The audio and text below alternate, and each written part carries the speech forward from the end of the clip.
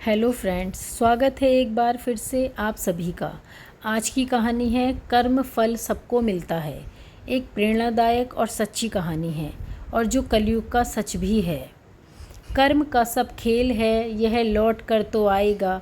जो आज तुझे रुला रहा कल कोई और उसे रुलाएगा। यही संदेश देती है हमारी आज की कहानी। तो चलिए शुरू करते हैं। एक गांव में एक किसान रहता था। उसके परिवार में उसकी पत्नी और एक लड़का था। कुछ सालों के बाद पत्नी की मृत्यु हो गई। उस समय लड़के की उम्र 10 साल थी। किसान ने दूसरी शादी कर ली। उस दूसरी पत्नी से भी किसान को एक पुत्र प्राप्त हुआ। किसान की दूसरी पत्नी की भी कुछ समय बाद मृत्यु हो गई। किसान का बड़ा बेटा जो पहली पत्नी से प्राप्त हुआ था, जब शादी के योग्य हुआ तब किसान ने बड़े बेटे की शादी कर दी। फिर किसान की भी कुछ समय बाद मृत्यु हो गई। किसान का छोटा बेटा जो दूसरी पत्नी से प्राप्त हुआ था और पहली पत्नी से प्राप्त बड़ा बेटा दोनों साथ साथ रहते थे।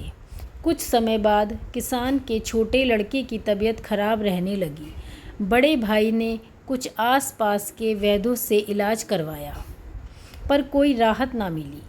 छोटे भाई की दिन ब दिन तबीयत बिगड़ती जा रही थी और बहुत खर्च भी हो रहा था।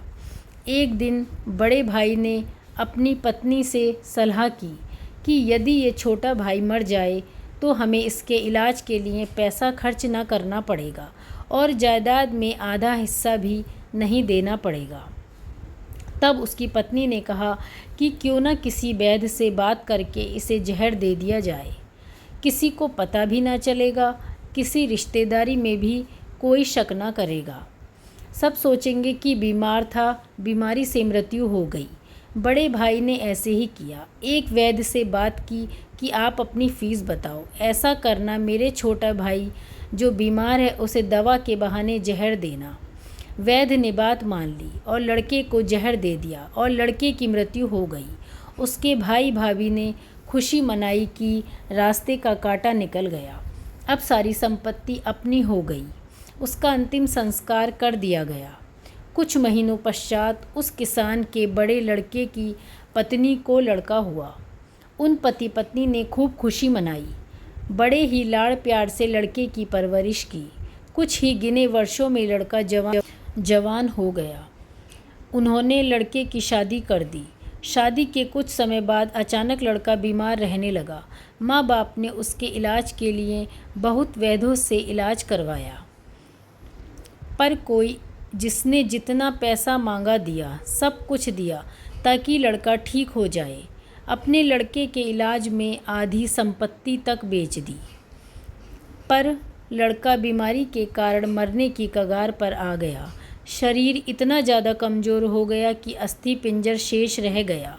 एक दिन लड़के को चारपाई पर लिटा रखा था और उसका पिता साथ में बैठा अपने पुत्र की ये दयनीय हालत देखकर दुखी होकर उसकी ओर देख रहा था।